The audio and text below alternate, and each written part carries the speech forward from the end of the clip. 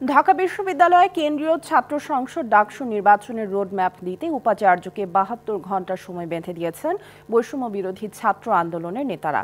বৃহস্পতিবার রাতে ক্যাম্পাসে বিক্ষোভ মিছিলের পর উপাচার্যের বাসভবনের সামনে তারা এই হুঁশিয়ারি দেন।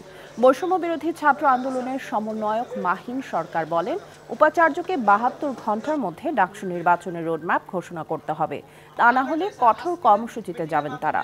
রাতে বিক্ষোভ মিছিল করে একদল শিক্ষার্থী। মিছিলটি ঢাকা বিশ্ববিদ্যালয়ের হল পাড়া থেকে শুরু হয়ে ভিসি চত্বরে গিয়ে শেষ হয়।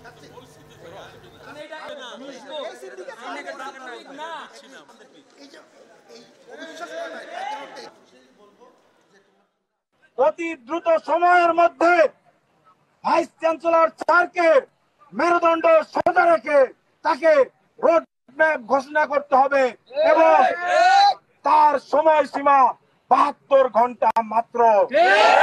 ৭২ ঘন্টার মধ্যে যদি রোড ম্যাপ ঘোষণা করা না হয় তাহলে কঠোর থেকে কঠোরতর আন্দোলনে আমরা যাব।